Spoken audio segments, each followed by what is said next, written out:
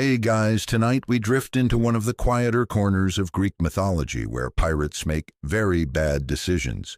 Dolphins emerge from poor judgment and a wine god takes a casual stroll across the sea. The waves are calm, the breeze is gentle, and somewhere in the distance a flute is playing itself.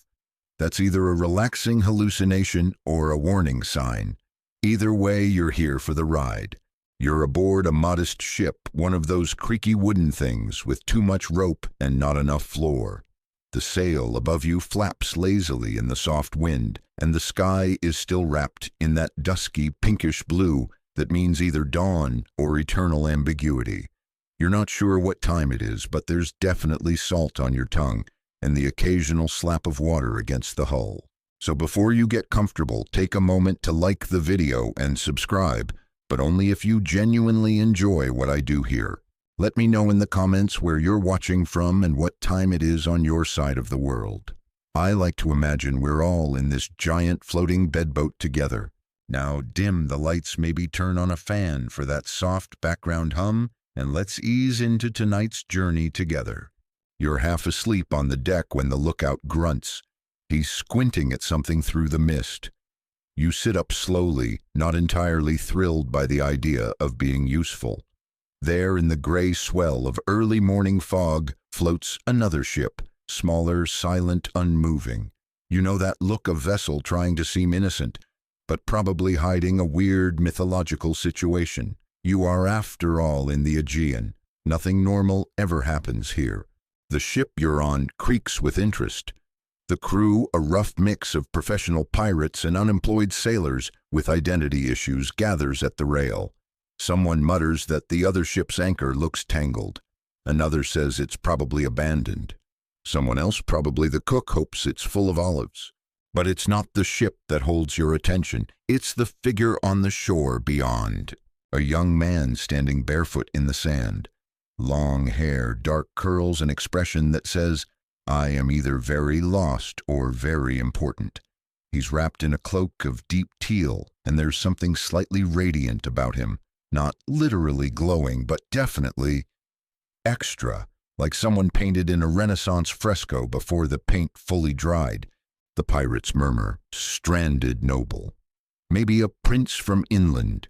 They start whispering about ransom and reward. You're less convinced. He doesn't move like someone who wants help. He doesn't wave. He just stands there watching the ship with mild amusement, like he already knows what's about to happen and finds it quaint. Historians still argue whether pirates in ancient myths were truly organized criminals or just bored fishermen with boundary issues. Either way, these guys are leaning hard into opportunistic maritime hospitality. You watch as the ship drops a rowboat into the water. A few of the crew row ashore and greet the youth with overly cheerful words. He accepts their invitation with the calm of someone entering a bakery, not a potential hostage situation. They help him into the boat, and the whole thing feels a little rehearsed. You get the strange sense this isn't the first time he's been kidnapped. Aboard the ship again, the crew buzzes with anticipation. One of them is already calculating how many amphorae of wine a nobleman's ransom might fetch. Another's adjusting the ropes to keep the guest in luxury confinement. You, meanwhile, are keeping a very healthy distance. There's something off about this guy. His cloak catches the breeze just a little too dramatically, and when he walks, it's like the deck tilts to accommodate him. Fun historical fact, the Greeks had an entire category of myths, where travelers turn out to be gods, and the mortals who fail to guess correctly end up very, very sorry. The youth doesn't speak much. He accepts a cup of water and sits near the stern eyes, half-lidded like he's watching an incredibly boring play. The captain leans in to ask questions: where he's from, what his family might pay, and receives only vague smiles in return. You stand near the mast, trying not to make eye contact. There's a chill now, one that has nothing to do with the weather. The sea's gone still. The clouds above have formed those weirdly geometric shapes that always signal divine mood swings. There's no sound but the creak of wood and the slap of ropes. You close your eyes for a moment and take a breath. When you open them again, there's ivy growing up the mast. That was not there 5 minutes ago. The greenery winds upward like it's late for a party. Leaves unfurl with alarming speed, tiny buds blooming into full purple clusters of grapes. The air grows heavy with the scent of wine. Somewhere in the distance, though there's no land in sight, you hear faint flute music. It's not bad, actually, sort of soothing. One of the pirates reaches out to touch the vines, then jerks back with a yelp. His fingers are stained red as if from crushed berries. You glance over at the guest. He's still seated, still calm, but now there's a slight shimmer to him. His eyes catch the light like polished stone, and beneath his cloak you're fairly sure you catch a glimpse of fur. No one says it aloud yet, but everyone's thinking the same thing. We picked up a god. A quirky fringe theory suggests that early Dionysian myths were originally cautionary tales told by vineyard owners to keep kids out of the grape press. While there's no direct evidence of this, you're starting to see how it might have worked. The crew tries to act normal. One starts whistling, another adjusts the rigging while definitely not looking at the spontaneously appearing foliage. You find yourself quietly edging toward the lifeboat. Then the god smiles. It's the kind of smile you give right before flipping over a game board. The god lets stop pretending he's Dionysus, now rises slowly from his seat. He doesn't say a word. He doesn't need to. The vines twisting around the mast thicken, stretching with unnatural grace toward the sail, curling like lazy snakes. Leaves erupt from the deck planks themselves as though the ship forgot it was wood and started growing again. You swallow, hard. The pirates still in denial. One of them blurts out, "He's a sorcerer." Another insists, "No, just a rich mystic." Someone's yelling about wine hallucinations. It's not a great look for hardened sea criminals. But Dionysus doesn't seem angry. In fact, he's humming now, something soft, slow, tuneless, yet impossibly ancient. It stirs something in your bones. The kind of music that makes you remember things you've never experienced. Spring festivals, wild forests, being barefoot and utterly free, or maybe tipsy. The sky has shifted. The horizon has become a loop. You blink and realize the stars are out bright and pulsing, even though it was morning a minute ago. Historians still argue whether Greek myths used literal time shifts or symbolic ones, but either way, your internal clock is doing backflips. One of the pirates moves toward Dionysus, maybe thinking to seize him or negotiate. He takes one step and immediately slips. Not on a rope, not on water, on grapes. Hundreds of them, scattered across the deck like spilled treasure, glistening and perfectly ripe. More follow, rolling from unseen baskets, dropping from the rigging, plopping gently like the world's juiciest rainstorm. The air becomes thick with the scent of fermentation and late summer harvests. A quick historical aside, while all this surreal chaos unfolds, Dionysus, among many titles, was known as the Liberator, not because he freed people from chains, but because he dissolved inhibitions. His rites, often called bacchanalia, were meant to dissolve boundaries between man and beast, self and crowd, body and spirit. So, yeah, this fits. You step back cautiously, avoiding grape mud and coiling vines. Dionysus turns his head slightly, acknowledging you with the kind of nod one gives a cat that knows better than to knock over the vase. You're safe, for now. But the pirates aren't. They try to rally. A few lunge toward Dionysus. Their arms swing through empty air. He's no longer quite solid. His outline shimmers, flickers, then reforms beside the mast. Where his shadow should be, there's a silhouette of a panther tail twitching. This is the moment you realize how profoundly outclassed everyone is. And then the sound changes. Gone is the gentle flute, now drums, low, slow, like heartbeats heard through the ground. The ship shudders, not because of wind or wave, but rhythm. Dionysus begins to move, not quite dancing, not quite walking more like liquid joy in human shape. With each step, the vines follow, unfurling across the hull, wrapping the rudder curling around the captain's legs. The crew panics, finally, shouting, running. One of them climbs the rigging, only to find it turned to blooming ivy. Another jumps overboard, thinking to escape, only to find the sea has changed color, a deep violet shimmering like wine. Quirky mythological side note. In some versions of this tale, the sea literally turns into wine when Dionysus is angered. A generous god, yes, but dramatic always. The ship begins to groan, not sinking yet, but definitely transforming. The wood softens under your hands. The ropes hum with tension. You feel the deep, confusing pull of ecstasy and terror, what the Greeks called entheos, the divine within. Your knees buckle slightly, not from fear, but from awe. Then the animals arrive. From nowhere, absolutely nowhere, wild creatures bound across the deck. A panther snarls near the stern. A lynx darts across the railing. Birds too exotic to name wheel overhead. It's a whole Dionysian menagerie summoned not by spells, but by sheer godly mood. You duck instinctively as a leopard lands near you, sniffs your sandals, then bounds off in search of more theatrical chaos. The pirates try to regroup. One holds a dagger out in trembling defiance. Another brandishes a fishhook like a crucifix.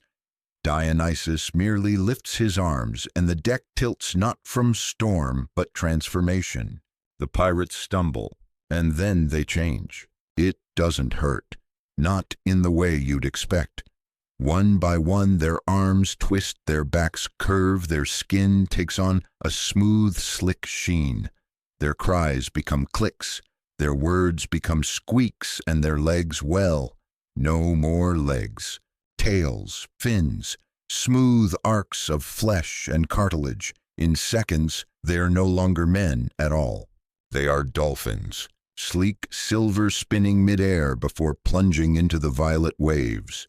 You stare as one of them possibly. The cook flips once, twice, then swims off with a flourish. There's no malice in it, no punishment, just conversion.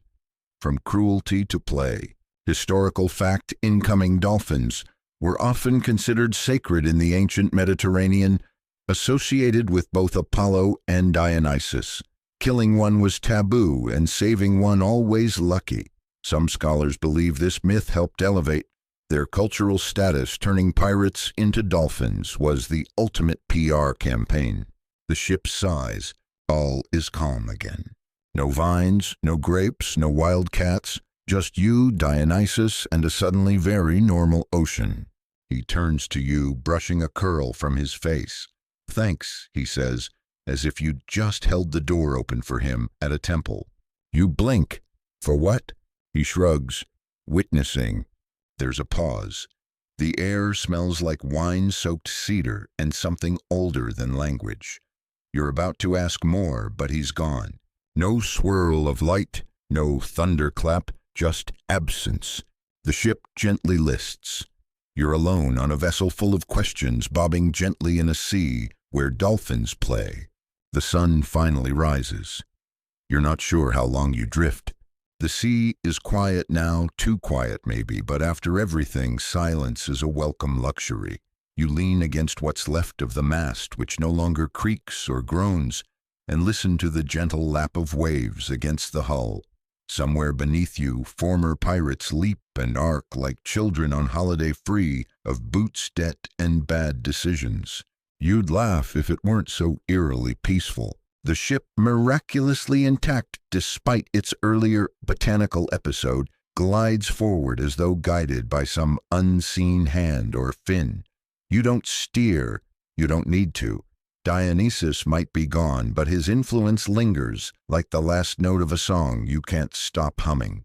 A flock of seabirds drifts lazily overhead. No urgency. Just the natural rhythm of a world that's briefly remembered how to breathe. And then land. You spot it on the horizon, jagged cliffs first, then the gentle slope of olive groves, and finally a distant temple roof. catching the early sun like a polished bronze mirror. You squint.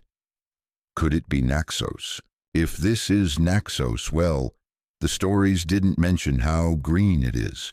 Trees roll down the hills like spilled paint, and between them you spot vines, real ones this time, neatly trained along trellises. The island pulses with life, and not the chaotic fever dream life Dionysus brought to the ship. This is quieter, earthier, cultivated. You don't even question the dolphins gently pushing the ship to shore. Historical fact break: Naxos was sacred to Dionysus, believed by many to be his true spiritual home. Ancient rites here were among the oldest Dionysian celebrations in the Aegean, often involving theatrical performances, secret rituals, and a frankly suspicious amount of honeyed wine. Some scholars argue that Naxos wasn't just an island, it was a state of mind. You disembark. There's no port, no dockhands shouting, no bureaucratic inspection, just a worn dirt path leading inland. You shoulder your satchel, still half full of salty biscuits and crumpled maps, and step forward. Immediately the air changes, not in temperature, though it's balmy, but in weight. Heavier with scent, thyme, fig, ripe grape, and something older, more difficult to name. You take another step. The ground hums. Don't freak out, but the trees seem to lean toward you. No one greets you. Which is fine, honestly. After what you've seen, small talk would feel absurd. You walk. A breeze stirs the olive leaves like silver fish flicking just beneath the surface of water. Shadows shift. Somewhere far off, a lyre is being tuned badly, but with heart. You pass a shepherd asleep beside his goats, one foot twitching in some pastoral dream. No reaction. Either he's used to divine drama, or this is just another Tuesday. Then you see her. Not Dionysus, obviously, but someone else. She stands at the edge of a grove, a tall woman in saffron robe's hair, bound in a braid so long it almost brushes the earth. She carries a basket wicker, of course, filled with lemons, and what looks suspiciously like a snake curled politely around a cluster of mint. New to the island, she asks, as if you're a tourist and not someone who witnessed a god turn criminals into marine mammals. You nod. What else is there to do? She gestures for you to follow. You do. The grove deepens, light filtering through dense canopies, dappling the undergrowth with gold and green. Small birds flit from branch to branch, and at your feet, the earth feels soft, too soft for volcanic soil. Almost like skin. You decide not to think too hard about that. As you walk, she talks.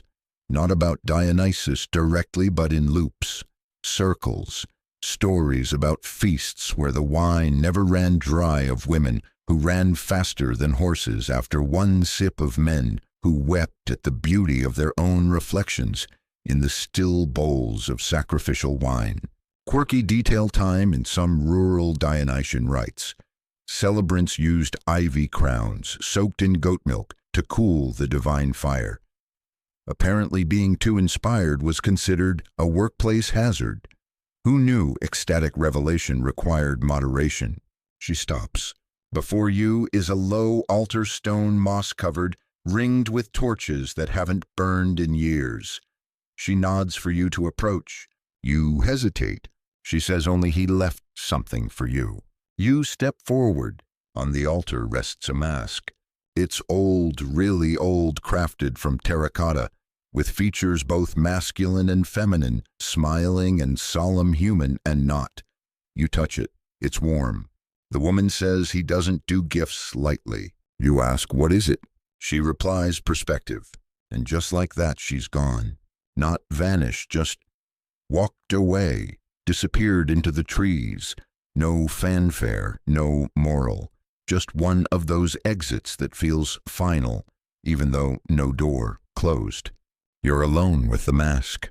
Historians still argue whether Dionysian masks were worn to channel the god or protect the wearer from madness. Either way, something about it makes your fingers itch. You don't put it on. Yet. But you carry it, like a burden or a blessing or both. The path continues, not paved, not marked, just present. You walk. The sun climbs higher. The island seems endless. Fields of barley bees, drunk on lavender shepherds, dozing with one eye open. You pause at a stream to wash your hands. The mask's eyes seem to watch your reflection. You're not sure what you see in your own face anymore. Something softer, wiser, maybe slightly sunburnt. In the distance, temple bells ring. Not urgent, just marking the hour. You take a deep breath. You don't need to run. No pirates chasing you, no gods demanding devotion. Just land, water, and wine-scented air. And the quiet, unavoidable truth, you're part of something ancient now. Not chosen, not cursed, just present. You keep walking. You walk until your legs ache, which, let's be honest, isn't long, considering you just survived a mythological nautical incident. Still, there's something soothing about the terrain here. It's not flat exactly. The path curls through vineyards and ancient foot-worn stones, but it welcomes your feet instead of mocking them. The mask swings gently in your grip, its terracotta surface absorbing sunlight like a slow-breathing animal. Every so often you glance at it, expecting it to change, shift, twitch, say something in iambic pentameter, but it doesn't. It simply exists as if it's waiting for you to catch up to whatever it already knows. You pass a fig tree fat with overripe fruit. One has split open, revealing a maze of glistening seeds. A bee buzzes near it lazily. You're tempted to eat one, but remember how that usually goes in myths. One bite and you're either immortal unconscious for 100 years or in charge of a goat cult. So you press on. Eventually, you reach a clearing. In its center sits a stone amphitheater, small, not grand, maybe 30 seats, carved from the hill itself. Its overgrown moss curling across the benches like lazy green cats. At the center, a lone lyre rests on a tree stump, as if someone left in a hurry or dramatically stormed off mid-poem. You sit, because what else do you do when the island offers you front row seating? You wait. Then from the trees come voices. Not words, just tones. Harmonies like the rise and fall of distant tides. 3 women step into the amphitheater. They wear teal and saffron tunics, feet bare, hair wild. Each holds a cup. You don't ask what's inside. You already know. They begin to sing. Not for you. Not even for the mask. They sing to the stones, to the grapes, to the crickets in the grass. Their voices weave together into something ancient, older than myths, older even than fear. Mainstream historical fact Greek tragedies and Dionysian theater were often performed in the open air with masks and minimal props. The chorus, typically a group like this, acted as a bridge between performer and audience, guiding emotion and tone. The original Netflix narrators, really. You recognize none of the words, but you understand the feeling, grief, joy, the giddy disorientation of being alive. The song ends. One of them turns to you and smiles. Your turn, she says. You blink. I don't. But she's already placing the lyre in your lap. It's absurd. You haven't touched an instrument since that brief recorder phase in 4th grade, but the lyre fits your hands. Your fingers move before your mind can protest. You play. It's not good, at first, but something about the air here forgives you. The island doesn't demand perfection, only presence. The women begin to sway. The vines around the amphitheater seem to pulse. You close your eyes.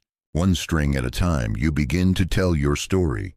Not just the pirate bit, though, that makes an appearance. You strum through dusty childhood afternoons, through awkward crushes and late-night snack raids, through quiet losses and unexpected kindnesses. The music finds its own shape, sometimes sharp, sometimes soft, always yours. When you finish, the amphitheater is empty. Even the lyre is gone. Only the mask remains, now sitting neatly beside you on the bench. You laugh quietly, which feels more honest than fear. Quirky historical tidbit: in some fringe Dionysian sects, Initiates were encouraged to lose identity through music, believing that a personal melody connected the soul to the divine. Apparently, the gods like a good playlist. You stand and stretch. The amphitheater is just a grove again. No audience, no stage, only trees. You pick up the mask, it feels lighter. The path ahead forks one trail leading up into the hills, another dipping down toward the coast. You choose the hill, because of course you do. Each step higher brings a new smell: rosemary, cedar, the faint metallic edge of sea breeze. The sun is lower now, casting long amber shadows across the stones. You pass a goat nibbling at a vine, and it gives you a look that says, "You're late." You agree. Eventually, you reach the top. There's no temple, no altar, just a flat stone shelf overlooking the ocean, like the gods themselves needed a place to think. You sit on the edge, legs dangling. The wind lifts your hair. The world below hums with quiet life. And then footsteps. You don't turn immediately. You don't need to. The presence is unmistakable. Dionysus sits beside you. He doesn't say anything, just lets the wind ruffle his cloak, deep indigo trimmed in ivy. His eyes glint like candlelight in wine. Eventually he sighs. "Do you understand now?" You shrug. "A little." He nods. "You don't have to become a god," he says, "but you should at least enjoy the party." Historians still argue whether Dionysus was merely a symbol of wine and pleasure, or a complex deity representing the balance of chaos and control, ecstasy and grief. In moments like this, it's hard to argue he wasn't all those things and more. You ask him, "Why me?" He grins. "Because you listened." The sun kisses the horizon. Dionysus vanishes again, no thunderclap, no smoke, just a fading warmth where he sat. You stay until the first star blinks into being. The mask rests on your knees. You trace its edges. You think about theater, about pirates, about the way myths twist through time, wearing new faces, singing old songs. Below the waves glitter. Somewhere a dolphin leaps. You smile, then rise. The descent from the hilltop is easier than the climb. Gravity helps, obviously, but so does that quiet shimmer left behind by Dionysus. It's like the island exhales with you now, no longer testing you, just escorting you toward what comes next. The path curls through cypress groves and ancient olive trees, their gnarled trunks twisting like old storytellers mid-gesture. A breeze flutters the dry leaves, whispering tales you can almost understand if you squint your ears just right. Your feet carry you instinctively, following a trail that seems to build itself a few steps ahead of wherever you walk. It's not magic necessarily, just that kind of mythic logic where places appear exactly when they're needed. Soon, the trees part to reveal a low stone building nestled in a hollow. It's a taverna. Of course it is. The roof is tiled and slightly crooked. Smoke curls from a clay chimney, and a wooden sign shaped like a wine jug creaks gently above the door. The scent hits you before the threshold: roast figs, baked cheese, and something sweet and spiced you can't quite name but would happily eat 3 servings of. Inside, the light is gold. It doesn't just illuminate the room, it saturates it like honey poured over a memory. There are people. Real, mostly. Maybe. They sit at rough-hewn tables, some laughing, some arguing, some staring dreamily into their cups, like they've forgotten where they were headed in the first place. At one table, a man is balancing a spoon on his nose. Another is having a very earnest conversation with a goat. You take a seat near the hearth. The woman who approaches you doesn't ask for your order. She simply smiles, places a plate of steaming lentils and barley before you, and refills your cup with something that smells suspiciously like fermented delight. You eat. You drink. You listen. Mainstream historical fact. In ancient Greece, tavernas weren't just places to eat. They were hubs for social exchange, performance, and philosophy. Even Socrates liked a good meze platter between diatribes. In the corner, a small band begins to play. pipes, a drum, a lyre. The melody is playful, but it carries the weight of generations, like every note has been borrowed from someone long gone and returned with interest. Then, as if it were the most normal thing in the world, a satyr slides onto the bench beside you, hooves and all. His eyes are wide and mischievous pupils slightly too vertical for comfort. He smells like thyme and sweat and something faintly illegal. "You got the mask," he says, nodding toward your lap. You nod. He chuckles. "Careful. Once you wear it, you'll never quite be you again." You blink. "Do I have to wear it?" "Nope," he says, picking a grape from your plate without asking. "But you will." He's not wrong. Quirky historical tidbit. Some mystery cults of Dionysus used ceremonial masks in initiation rites, often forcing the participant to confront illusions, personal memories, or philosophical riddles while wearing them. Think of it as immersive therapy, but with more wine and symbolic rebirth. The satyr drains your cup rude and then vanishes into the music. You're left with your thoughts and the mask. It sits on the table now, catching the firelight. Its features have shifted again just a little. You could swear the eyebrows are raised this time as if in amused challenge. Outside, laughter peals through the window. You rise, not because you're done eating, but because the night is calling in that sticky, seductive way only mythic nights can. The taverna door swings open to a world transformed. The island has dressed for the evening. Lanterns bob between trees hanging from invisible strings. The sea reflects the moon in glittering syllables.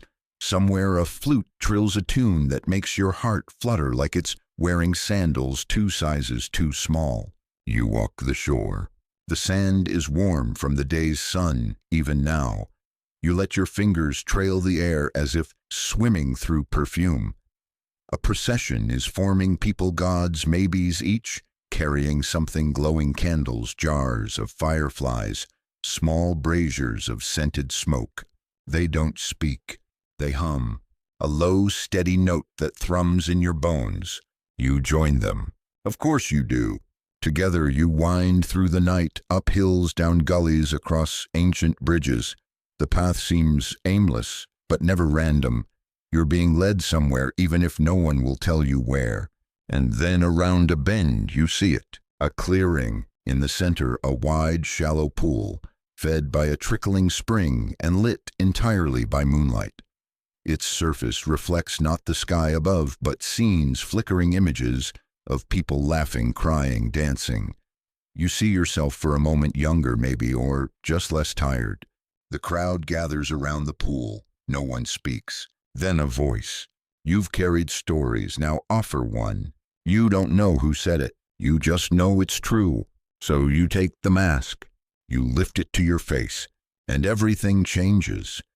The instant the mask touches your face, the world tilts, not like you're falling, but like you've just remembered something you were never meant to forget. Colors bloom, not brighter, different. The sky deepens into lapis, the grass shimmers with hints of silver, and every shadow holds a whisper of something watching, but not unkindly.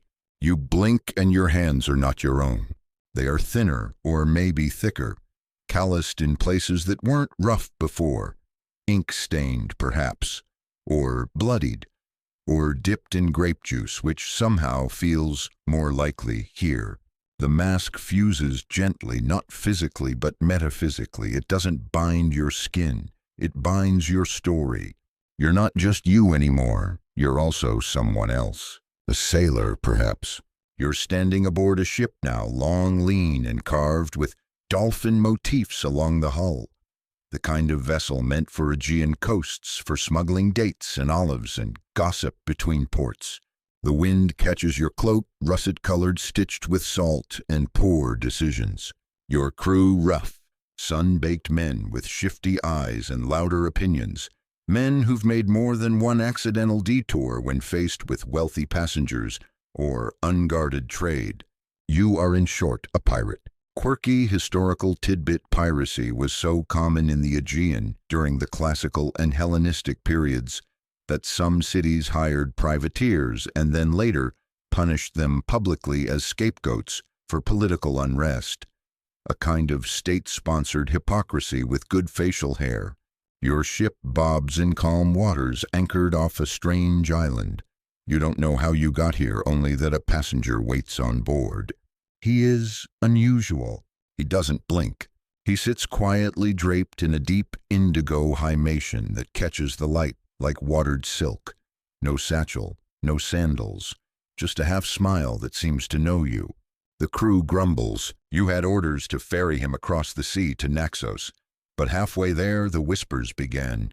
He's a god in disguise. He carries gold. Let's sell him instead. You didn't object. Historians still argue whether ancient pirates believed in the gods they betrayed, or whether survival instincts simply drowned reverence. The man doesn't resist when the ship changes course.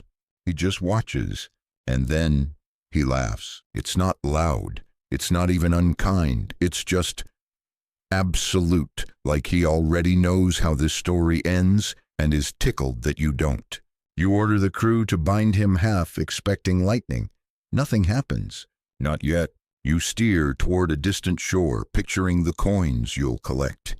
You imagine a fat merchant in Crete, or maybe a veiled buyer in Egypt, nodding approvingly at the prize you deliver. But then the sails snap tight, though no wind blows. The ropes slither from your hands. The mast groans not with strain, but with laughter. One of the sailors screams. You turn, and where he once stood, a dolphin flops across the deck, blinking in wild confusion. Another sailor dives overboard, but his splash ends with a chirp, not a scream. The transformation spreads. Backs arch, arms shorten. Skin slickens into smooth gray sheen. Your men, the ones who drank and sang and plotted with you, now squeak and spin in the waves. You remain, somehow. Dionysus stands, still smiling, still silent. He steps lightly across the deck barefoot and absolutely dry. He places a hand on the prow, and vines burst from the wood, wrapping the ship in ivy and grape clusters fat with juice. The scent is overwhelming summer heat, fermented joy, and a hint of divine mischief. Your knees buckle. Not from fear, well, okay, a little from fear, but mostly from awe. The mask on your face warms, not painfully, just enough to let you know you've been seen. The ship no longer sails. It drifts, not through water, but through story, through memory, through that strange space between guilt and understanding. Mainstream historical fact. In mythology, Dionysus was often portrayed as a god who punished disbelief, not with death, but with transformation. His justice wasn't always final, it was educational. You were changed so you'd remember. You kneel before him now, not because he demands it, but because there's really nothing else to do when your entire worldview has been turned into a school of dolphins. He speaks, not aloud, inside you. All things shift, even faith. Then he offers you a cup. You take it. Of course you do. It's brimming with wine so dark it borders on black, but when you drink, it's not flavor you taste. It's clarity. You understand what you did, what you almost did, what you still might do if given the chance again. You look out over the waves. The dolphins leap and play their joy unburdened. One pauses to glance at you, eyes bright, as if to say, "We're okay now." And you lower the cup. You raise your face to the god. You whisper, "Thank you." He nods once, and the ship fades. Not crumbles, not sinks. It just becomes something else. A figment, a lesson, a myth. You float in silence, mask still on, heart strangely still, and somewhere far away, you hear that tavern music again. When the haze clears, you're no longer on the ship or even near water. You stand on a dusty hillside where scrub brush rustles under a dry wind and the scent of figs and smoke hangs in the air like an old friend who never really left. The mask still hums gently against your face like it's catching its breath too. And there, beneath a crooked olive tree, Dionysus lounges reclined on a cushion of tiger skins, one hand lazily twirling a sprig of ivy, the other holding a shallow kylix brimming with wine, so rich the air seems to ripple above it. This is the part most people skip over. They remember the pirate dolphins. Sure, that's great theater. But what happens after? You see, Dionysus isn't just the god of wine. He's the god of what comes after the wine, the stories, the regrets, the weeping in strangers' arms, the dance that's just a little too wild to be rehearsed. He beckons you over not with words, just a raised brow that somehow says, "You again." You join him. He offers no lecture, no thunderous punishment, no moralizing parable. Instead, he pours you a drink. One cup. No refills. No coercion. You can say no. You don't. Mainstream historical fact. Dionysian cult rituals were some of the most emotionally intense in the ancient Greek world. Participants danced, wailed, and often entered trance states to commune with the divine. These weren't toga parties. They were profound psychological journeys. With snacks, as you sip, the mask loosens just slightly, not enough to fall, just enough to let you breathe deeper. The hillside shimmers. A woman appears, tall, solemn-eyed, wrapped in saffron robes that flow like melted candle wax. She carries a thyrsus, a fennel staff topped with a pine cone, and you know, without knowing how, that this is Ariadne, the one who was left behind, the one who was rescued, the one who chose to become something more. Historians still argue whether Ariadne's myth was originally tragic or triumphant, depending on which city-state told it and what moral they were pushing that week. Athens preferred sorrow. Naxos preferred rebirth. She nods to you, gracious, regal, a queen of a court no king could ever command. Dionysus takes her hand, and the two of them rise. You realize you are not invited to follow. This is their moment. Instead, you watch them fade into the olive grove, not vanishing, just becoming part of the landscape. A story folded into rock and leaf like dew, soaked into the earth. You're alone now. Except you're not. A soft, snorting sound draws your gaze behind you. It's a donkey. Tiny, slightly cross-eyed, wearing what appears to be a laurel crown made of grapevines and looking extremely pleased with itself. It nudges you gently with its snout and trots off along a winding path, hooves kicking up little clouds of golden dust. Naturally, you follow. You're not even surprised anymore.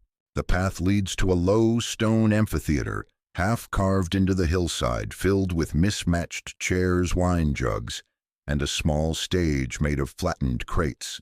There's an audience, figments maybe, men and women in indigo chitons and teal cloaks, satyrs in russet loincloths, with clay mugs, nymphs draped in translucent scarves that defy both gravity and physics, all murmuring, laughing softly, sharing olives and roasted chestnuts. You take a seat near the back beside a woman who is absolutely just a tree in disguise. She smells like cedar and keeps passing you candied dates without breaking eye contact. The show begins. It's a comedy about pirates. It's your story, but played for laughs, as if your life was just a rehearsal for this performance. The pirate captain, a short barefoot actor with excellent eyebrows, blunders through a series of poor decisions.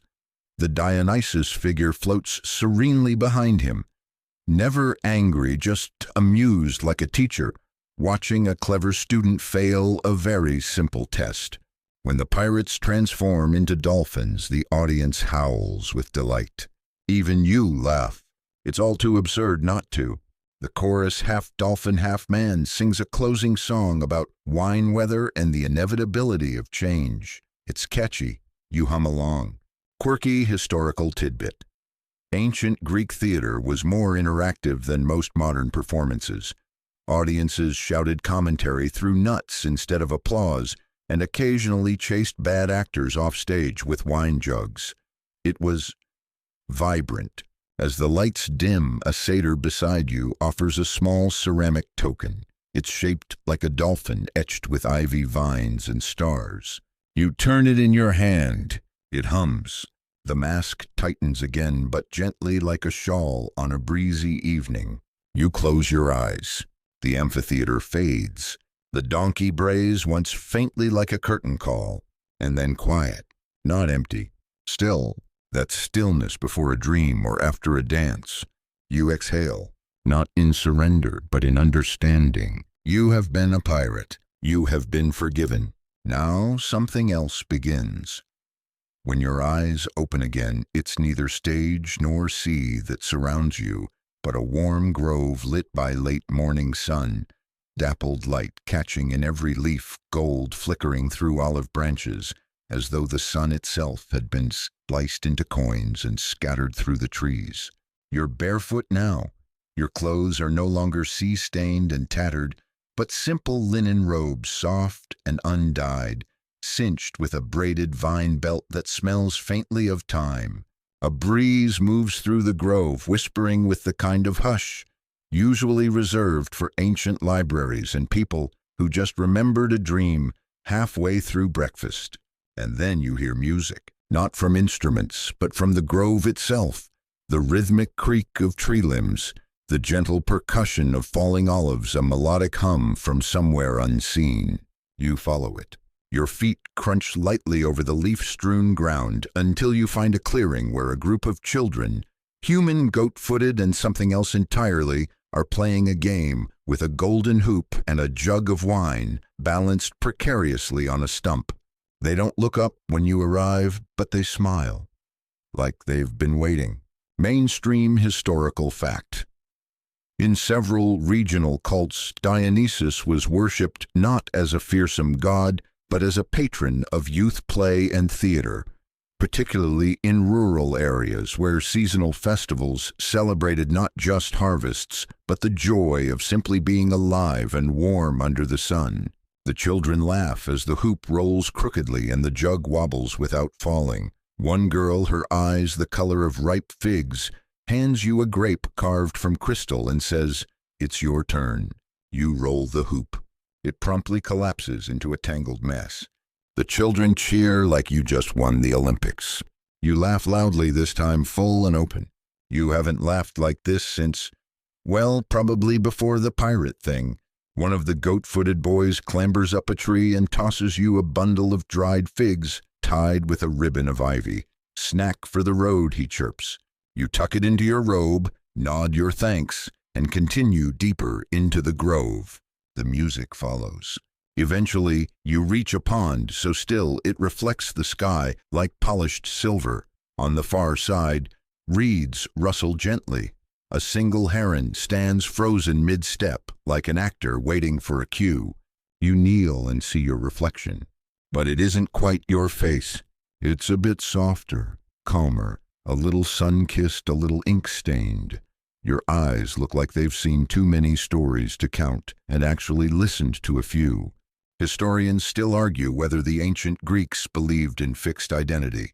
Some myths seem to suggest that gods and mortals alike were constantly shifting, transformed by moments of divine encounter grief or wine-soaked insight. You reach into the water. No splash, just ripples that shimmer with faint images, a sea god blinking in surprise, dolphins arcing through wine-dark waves, a pirate captain tossing his hat skyward as he leaps toward the surf, laughing. The images fade. Your fingers are dry. No water clings, no chill bites. You rise.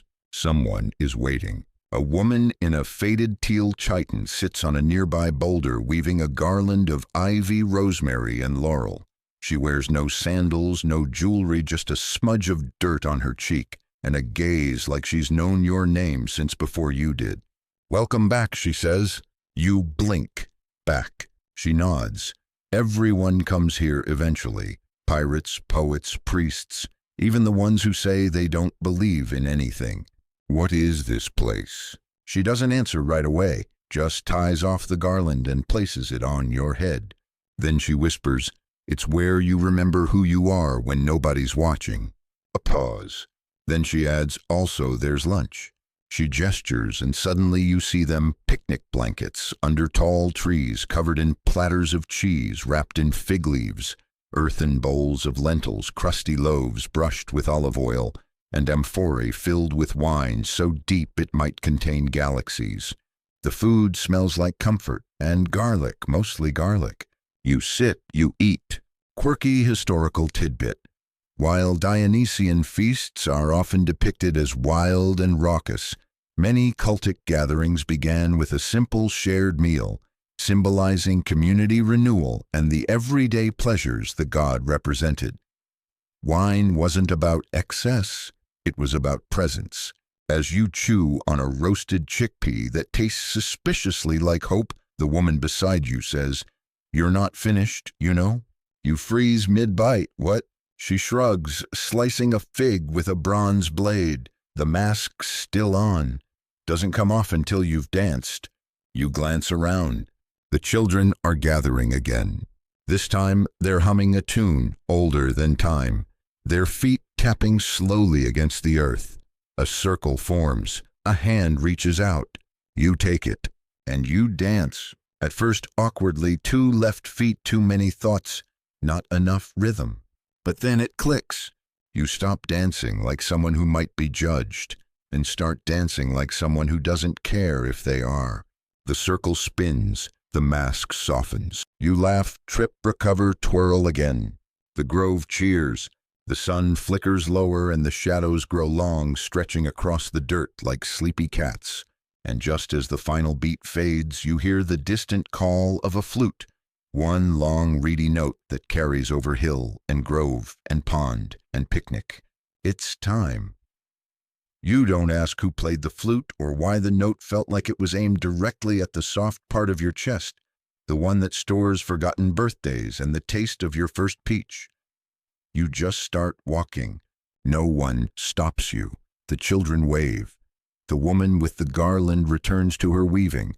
The music fades behind you, replaced by the rhythmic crunch of dry leaves underfoot and the occasional murmur of wind threading its fingers through the branches. It's afternoon now. The light has shifted warmer, richer, like honey melting over old parchment. You follow a narrow path through the grove, past stone markers worn down by time and moss, their inscriptions long eroded. You wonder if they ever said anything at all, or if they were always just placeholders for mystery.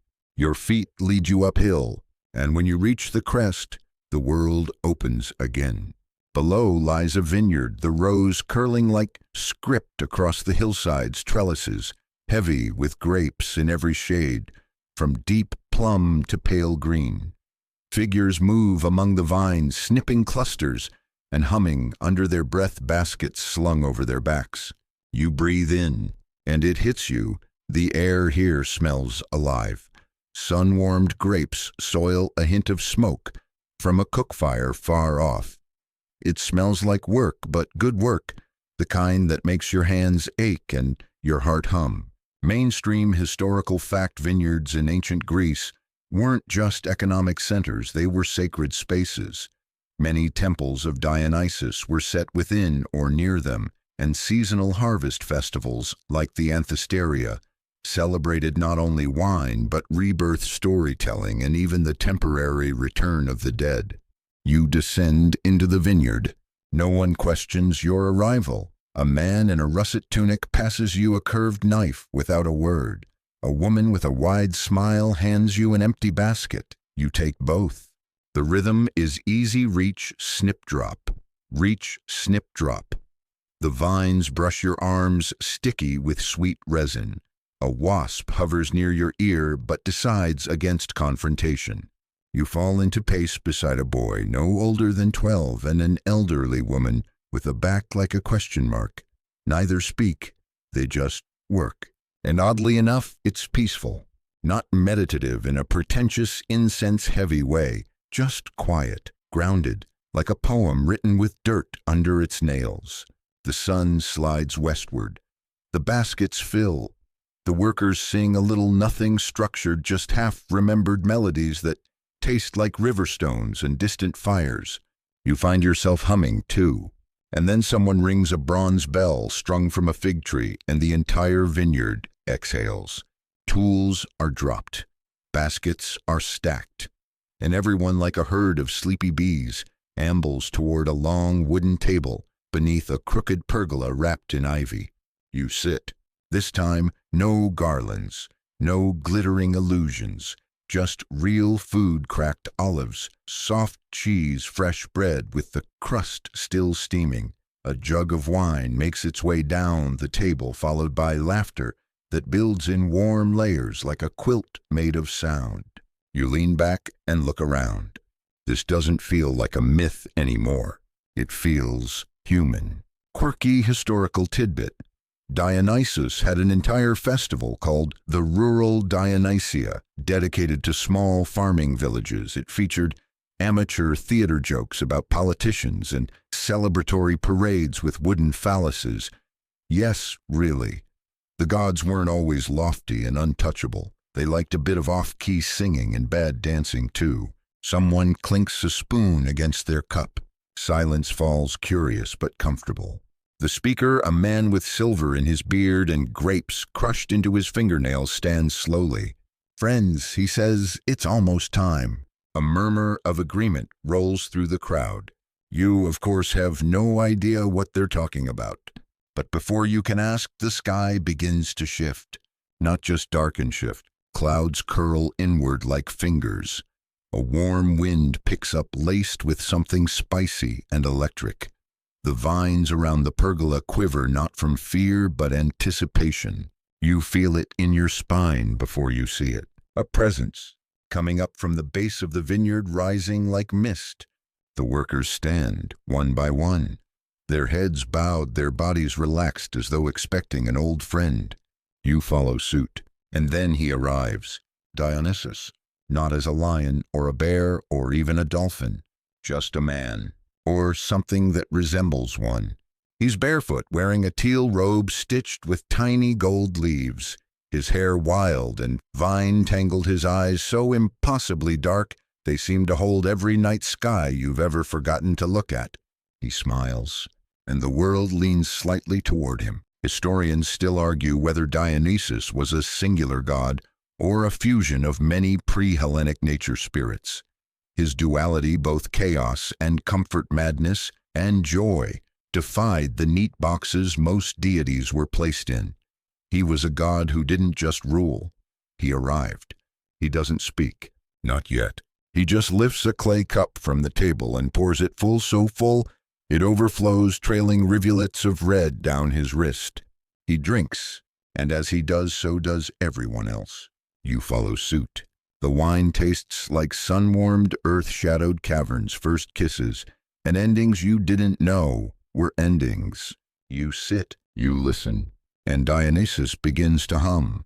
Not a melody exactly, but a vibration, a thrum you feel in your teeth and bones. He raises his arms. The vineyard responds, vines stretching subtly, leaves fluttering in a wind that's coming from inside them. And you realize this isn't performance. It's communion. You've become part of the myth now, not a witness, not a cautionary tale, but a participant. The god turns to you, just you, and winks. The wink lands like a stone dropped into still water, unexpected, small, and deeply unsettling in its ripple effects. You blink, and he's gone, not in a puff of smoke or a dramatic thunderclap. One moment Dionysus is standing across the table, humming eternity through wine-stained lips, and the next, the air where he stood feels like someone just left a warm chair. Present absence. The others don't seem alarmed. In fact, they begin laughing. Not wild or chaotic laughter, but soft and tired, like people who've just remembered the punchline of a story that's taken a long, winding road to get here. You lean back in your seat, trying to make sense of what just happened. But the vineyard doesn't offer answers. Just rustling vines, the faint scent of crushed time, and a moon that's starting to rise over the hills like a chalky silver coin. Someone nudges your elbow, a woman with flour on her sleeves, and a smile like a well-worn shoe. Well, she says you saw him. That's more than most. You want to ask her what she means. Instead, she pushes a fig tart into your hands. You'll want something sweet for the road. The road. You glance around. The vineyard is beginning to empty. The long table is half cleared. Someone's strumming a lyre in the distance, more for their own fingers than for an audience. A dog barks once, then settles. The celebration is over. Mainstream historical fact. Dionysian rites weren't always wild orgies or wine-soaked frenzies. In many rural regions, they were quiet rituals of harvest gratitude, sharing food stories, and community under the stars. The madness of Dionysus was as much about transformation as it was chaos, a god of letting go. You follow the stream of people leaving the vineyard. No one says goodbye. There's a strange unspoken agreement. What happened was enough. It didn't need to be named. You walk alone now. The fig tart is warm in your hand, crumbling gently at the edges. You take a bite. It's soft, sticky, and entirely too delicious to exist in a dream. The path winds through the woods again. Not the same path you came in on, but familiar. Everything feels just slightly more vivid. The air smells sharper. The leaves are whispering in a language that might be wind or might be memory. You keep walking, and then in a clearing you see them. The pirates. Well, former pirates. They're not doing anything dramatic, just splashing in a shallow stream, rolling over each other in lazy loops, flicking their tails. Yes, tails. Long, gleaming, muscular dolphin bodies where legs once were. Their eyes are still human, though curious, intelligent, and perhaps just a touch sheepish. They notice you. One whistles. Another flips upside down and shows you his belly. You wave. You don't know why. It just feels polite. Quirky historical tidbit. The idea of turning villains into animals as punishment wasn't unique to Dionysus. Ancient myth was full of transformation justice. Humans turned into spiders, trees, birds, even puddles. But dolphins, that was rare and oddly tender. These pirates who once tried to kidnap a god aren't suffering. They're playing. You sit on a mossy rock and watch. A few of them sing. It's not the haunting siren songs you've heard in sea legends, more like sea shanties sung underwater, gurgling, bubbly, and weirdly catchy. You hum along. Historians still argue whether this myth was a warning or a mercy. Was Dionysus proving his power by humiliating the pirates, or was he offering redemption through transformation? After all, dolphins were considered sacred, intelligent, protective, even helpful to sailors. The stream widens into a pool. The dolphins spiral together, a lazy cyclone of glittering motion, and as you watch, you begin to feel envious. They're free now. Free from greed, from fear, from the weight of ambition, just slick bodies in cool water chasing each other's tails under the open sky. You exhale. The fig tart is gone. You don't remember finishing it. You close your eyes for just a second. When you open them, the stream is empty. No dolphins, no ripples, just still water and the faint rustle of reeds. You rise slowly, brushing fig crumbs from your lap. Your feet carry you forward, even though there's no clear path now, just soft earth and your own sense of that way. It feels enough. You walk.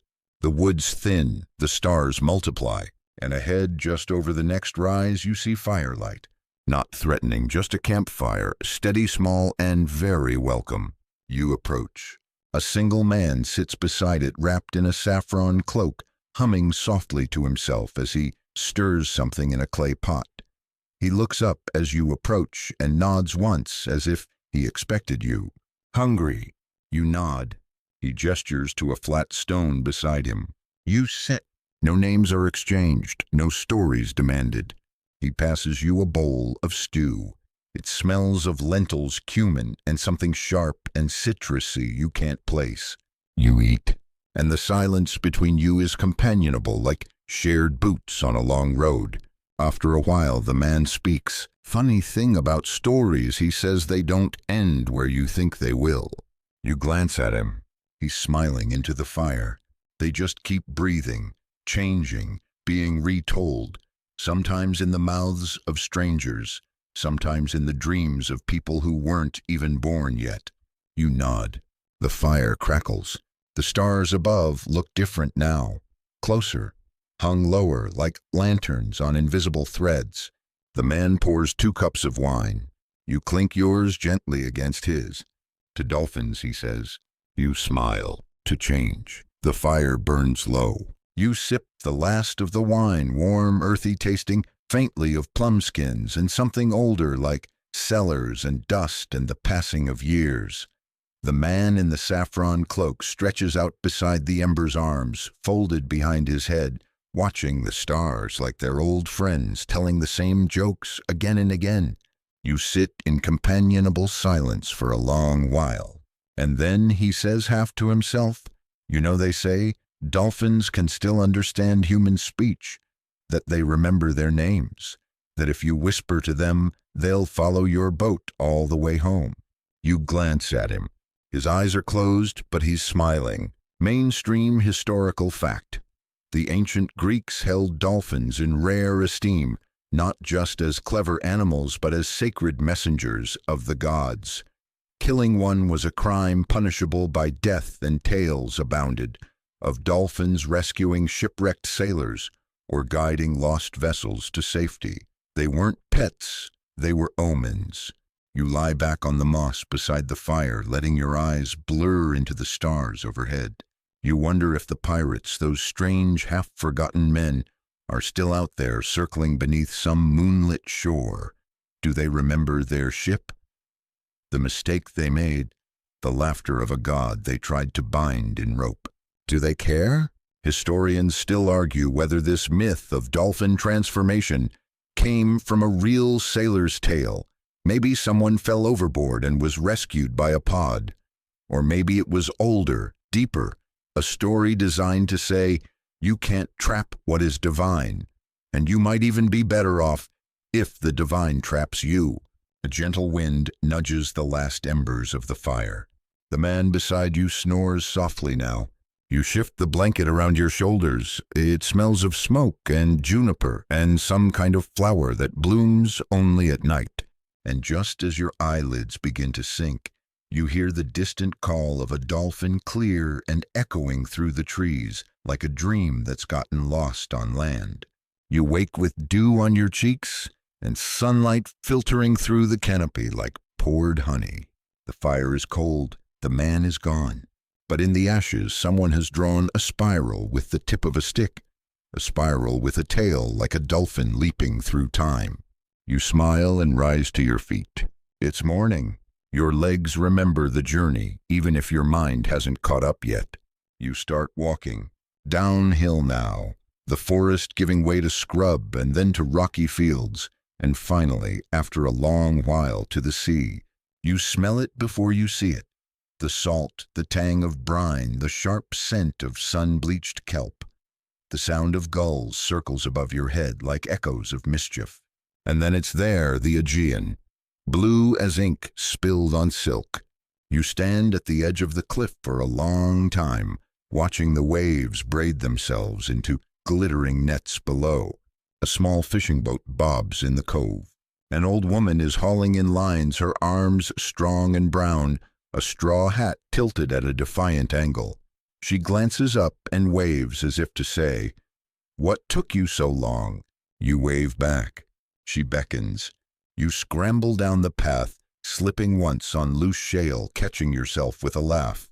You're not in a hurry, not anymore. Quirky historical tidbit. Some islanders in the Cyclades still swear dolphins can recognize individuals even after years. There are tales of fishermen who were followed for generations by a single scarred dolphin, always keeping its distance, always watching. At the bottom of the cliff, the woman offers you a seat on a coil of rope. She pours water from a gourd and slices you a piece of something sweet and sticky, honey cake maybe, or fig bread. You eat. She hums while mending her nets. It's a song you've heard before, though you couldn't say where. Maybe from the lyre player at the vineyard, maybe from a flute hidden in a dolphin's breath. She finally speaks, and her voice is rough but kind. You're not the first to come through here with that look in your eye. What look, you ask? She shrugs. The one that says you've seen too much and still want to see more. You nod. You can't help it. She chuckles. There's a word for that, you know. Thalassophile. Sea lover. One of those people who never quite belongs on land. You glance at the waves. They seem to agree. She stands and begins pulling in the last of the morning catch, two gleaming silver fish, and something strange and pale that flops once, then goes still. A squid. No, something older. A fish you've never seen before, with skin like pearls and eyes like moons. She tosses it back in without blinking. You don't keep what doesn't want to stay, she mutters. You help her carry baskets to shore, wicker ones fraying at the handles lined with seaweed and hope, and then she points up the hill. Your road's that way. You hesitate. But the sea, she grins. It'll wait. You start walking again. The path winds past goats nibbling dry grass, past wind-tilted olive trees, past a shepherd whistling a song that might be ancient or might be something he made up just this morning.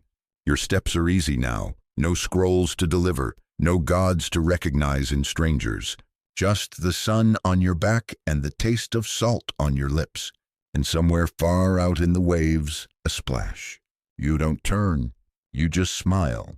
The days pass like silk through your fingers. You walk along the coast now, sometimes inland, but always returning to the sea, like a bird whose wings remember the shape of wind above water. The land blooms around you in early spring, saffron crocuses, splitting dry soil, teal lichen curling on old stones, almond blossoms dusting your shoulders like shy snow. You sleep in abandoned watchtowers under fig trees beside quiet chapels where someone has always left a candle burning. You dream less now, or maybe you simply don't remember, until one night you're camped near a narrow inlet where the cliffs lean toward each other like gossiping grandmothers. The fire's warm, the stars smug with their usual mystery, and just when your head begins to nod, you hear it. A laugh. Faint, musical, utterly impossible. You sit up heart-skipping in that half-panicked, half-excited way your body saves for moments that feel larger than logic. There's no one there. Just the waves curling like cats into the rocks. Just the fire crackling like dry leaves in the wind. But you wait, and then you see it, a shape in the water. Sleek, quick, joyful. A dolphin, maybe two, dancing in the moonlight, like they've forgotten the world was ever cruel. You don't call out. You just watch. Mainstream historical fact. In Minoan art, dolphins are more than decoration. They're woven into frescoes and pottery as symbols of harmony, grace, and divine movement. Scholars believe that for the ancients, dolphins were bridges between realms, messengers between gods and mortals, sea and sky, flesh and spirit. You lie back again, heart still racing, pulse sinking with the hush-hush of the waves. Maybe it's them, the pirates, or what's left of them. Maybe they're still out there, not quite men, not quite beasts, just freedom made flesh slipping through the cracks of old stories.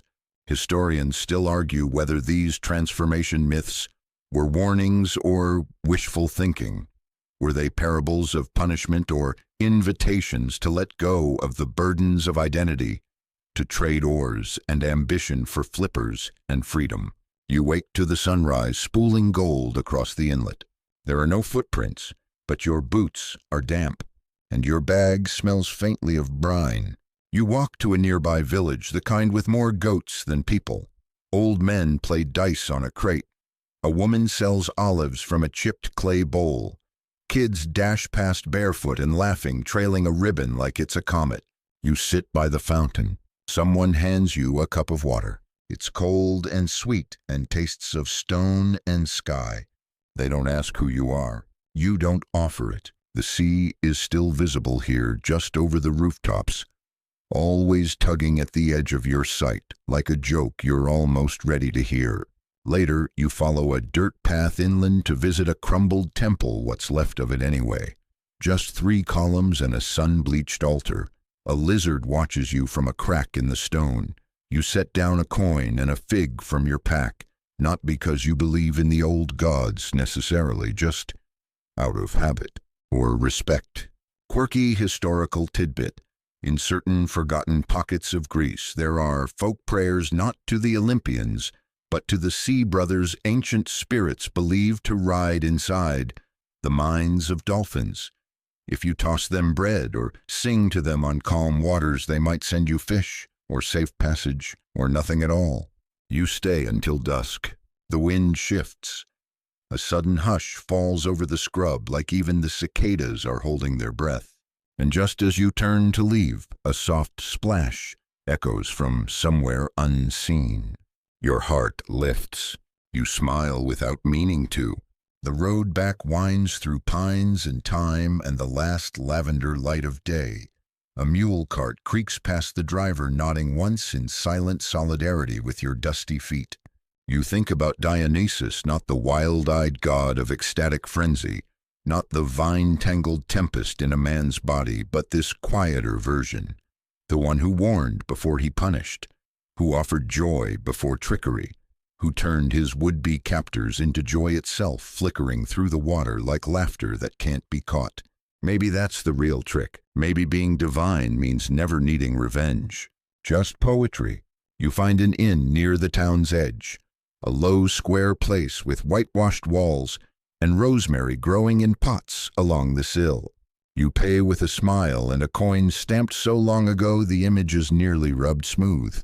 They give you a room anyway. The bed is hard, the blanket scratchy, but the pillow smells of sun and simplicity.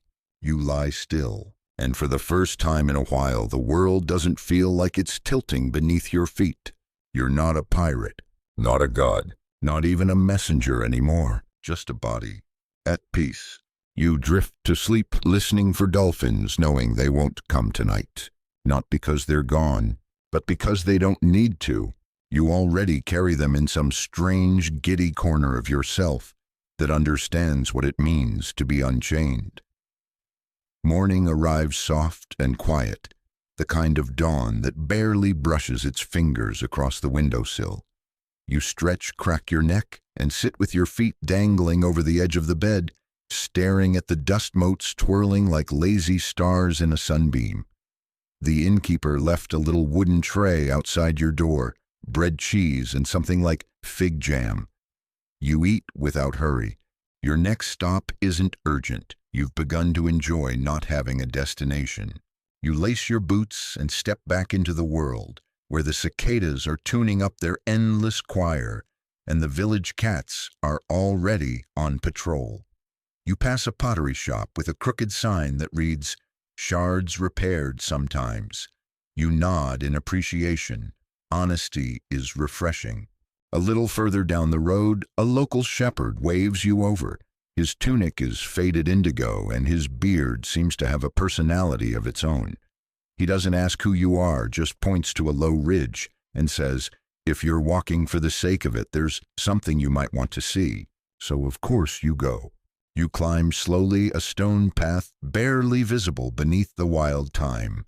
A pair of goats regard you suspiciously from a ledge. The sun climbs higher, filtering through olive branches that look like they've seen 1,000 arguments and one accidental miracle. At the top, a small shrine, not flashy, not even intact, just a carved niche in the stone holding a weather-worn figure. A man, arms raised, not in anger, not in supplication, in celebration. You step closer. The inscription is mostly faded, but you make out a name, Dionysus, not the solemn Dionysus of textbook pages. Dionysus, the dancing, laughing, wine-giving, laughter-bottling version. Mainstream historical fact. The worship of Dionysus was one of the few religious practices in the ancient Greek world that openly welcomed outsiders, foreigners, and women. His rites disrupted social order and gave space for emotional release, ritual ecstasy, and what we'd now call catharsis. He was the divine loophole in a rigid system. You sit beside the shrine, pulling a plum from your satchel. You leave half on the stone and eat the rest. The juice runs down your hand. A bee hovers near your fingers, then zips off unimpressed. You breathe deep. The world feels rounder here. softer at the edges. A voice, maybe your own, maybe the breeze whispers. They weren't fools, those pirates, just men in the wrong story. Historians still argue whether the myth of Dionysus and the Tyrrhenian pirates was meant as a cautionary tale about hubris or a redemption story disguised as punishment. Did the pirates suffer for their defiance, or were they gifted the chance to become joy itself? You lean back against a sun-warmed rock and close your eyes for a moment. The sounds of the hill are gentle and alive.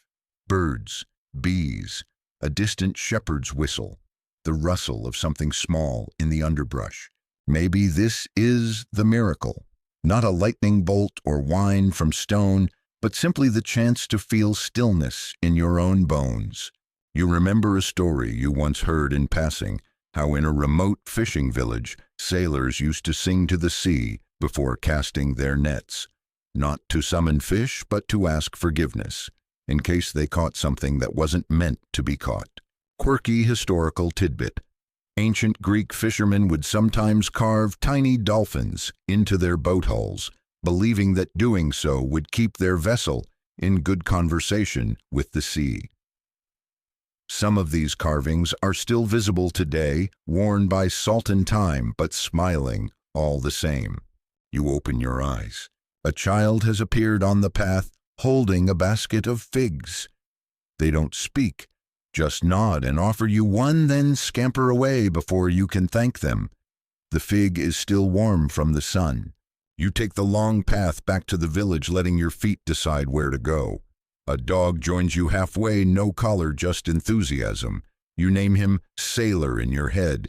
He seems fine with that.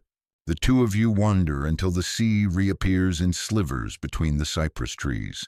You sit on a rock above the shore. The tide is pulling out lazy and deliberate. For a moment you let yourself imagine what it would have felt like standing on a ship that's begun to shift beneath your feet. Not with the roll of waves, but with the rippling of magic. The sail fluttering like a startled bird, the deck groaning as timbers forget their name, hands reshaping voices, softening spines, curving into new joy. And then, water, wind, laughter, freedom not as escape, but as transformation. Not punishment, but permission. You look down at your hands, still yours, still human, but something deeper now, some little ember of myth flickering in your chest. You and Sailor wander back just as the village bells toll the hour, evening settling in soft and lavender. You rent a room again, the same one even. The innkeeper recognizes you and doesn't ask questions.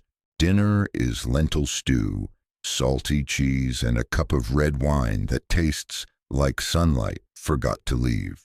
You don't talk much. You don't need to. When you lie down, you feel the day still moving inside you like a wave that doesn't want to break. And from far off, so far, it could just be the wind. You think you hear it. That laugh again, high and strange and completely at home in the world. Morning returns quiet as a whispered apology. You lie in bed a little longer than usual, watching the linen curtains sway with the rhythm of someone sweeping in the alley below.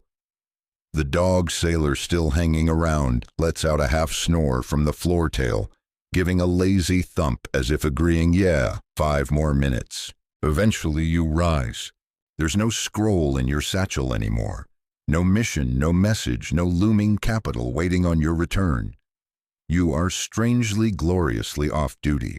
So you wander. The path curls through olive groves silvered with dew, down through a shallow ravine where frogs gossip and dragonflies loop in lazy, ecstatic spirals.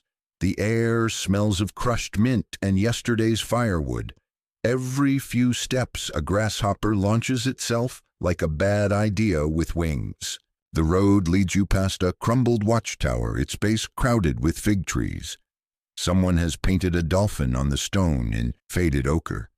You stop and smile. Coincidence, maybe. Or maybe the story follows you now, swimming just beneath the surface of the day.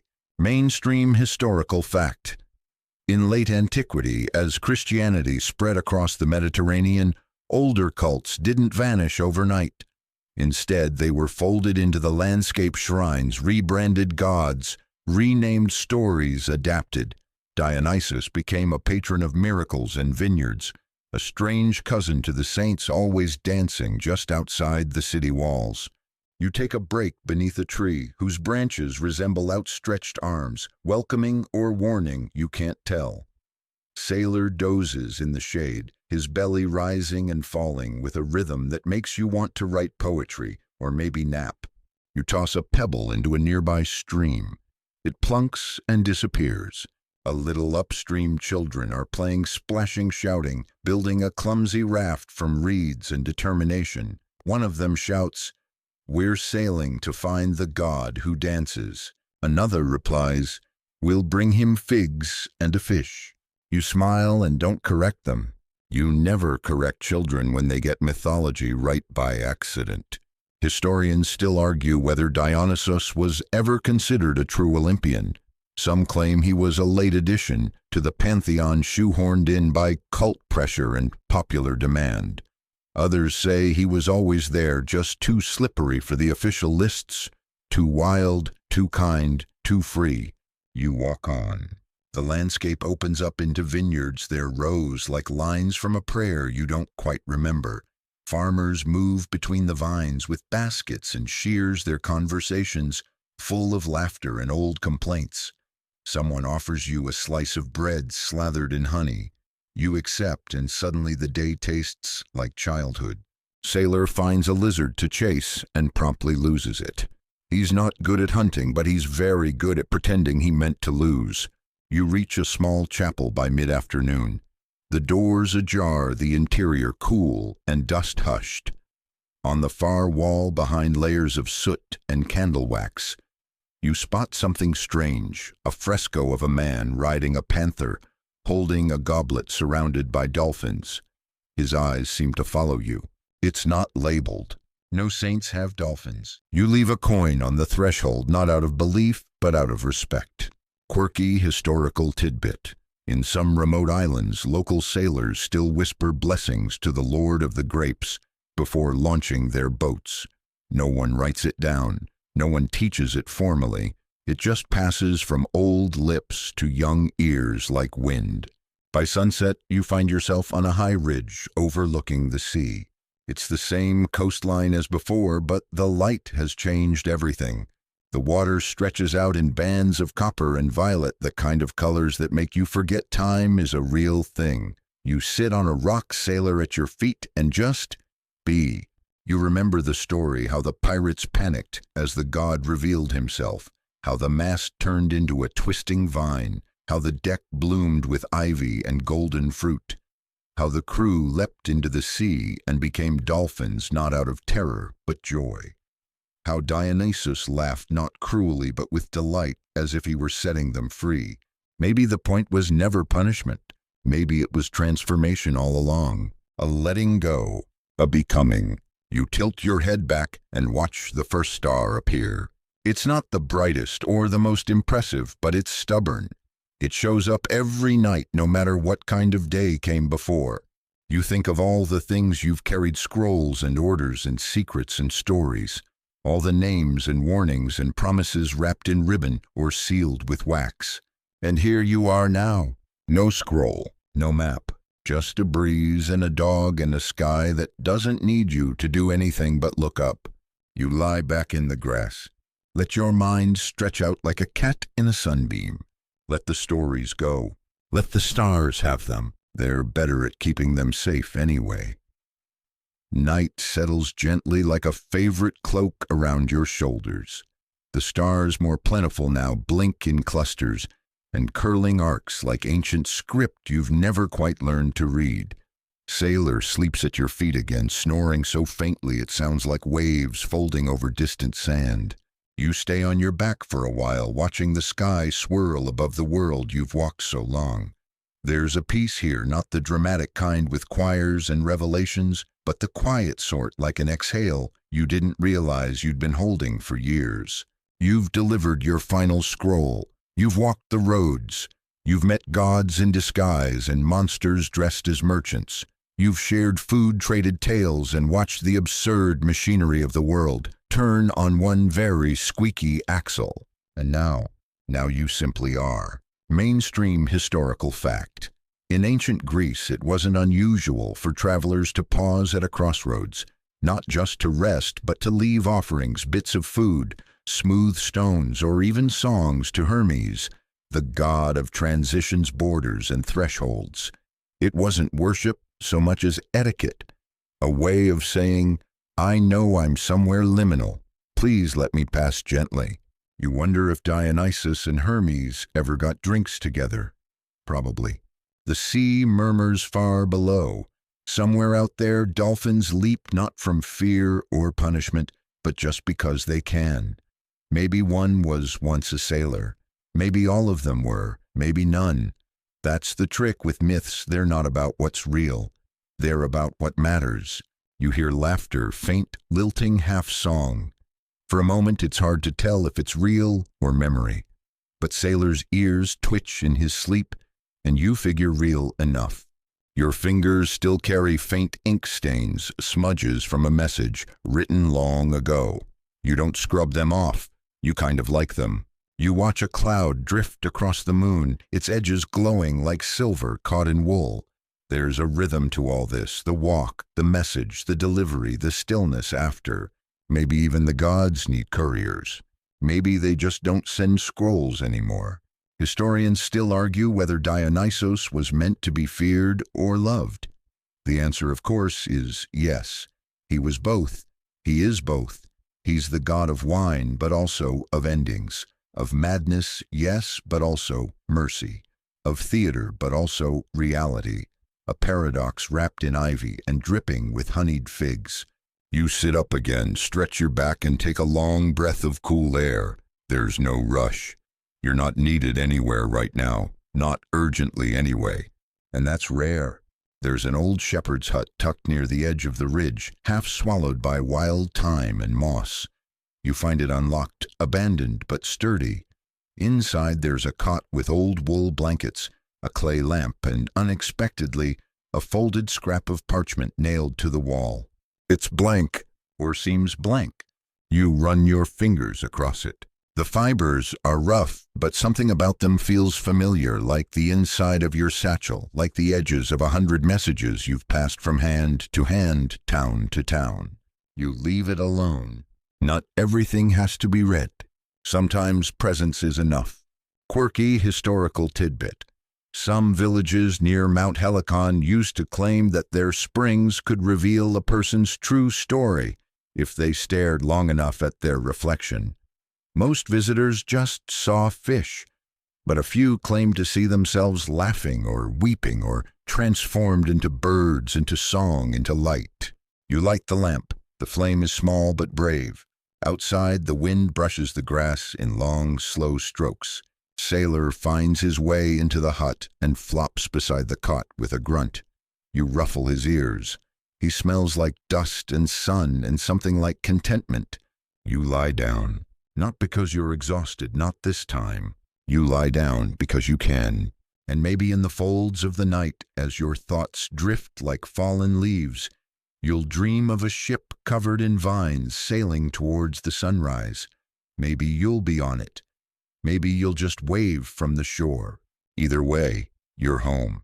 The lamp burns low now, its flickering flame barely more than a soft ember. Your breathing has slowed. Your limbs are heavy in the best possible way. The hut holds the warmth of your presence like a cupped hand, steady and still. Outside, the stars perform their quiet ballet, one you don't need to watch to know is happening. The sky hums with old songs, ones without words, just rhythm and space and patience.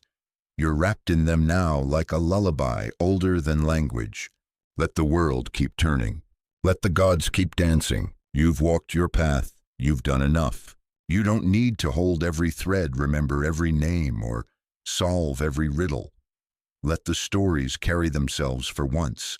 Let the sea catch the endings, the wind cradle the beginnings, and the stars hold the pieces together until morning. The cot creaks softly as you shift. Sailor snores again louder this time, more committed. You smile, eyes half-lidded. There's nothing you need to do now. No roads to follow, no messages to bear, no timelines to meet.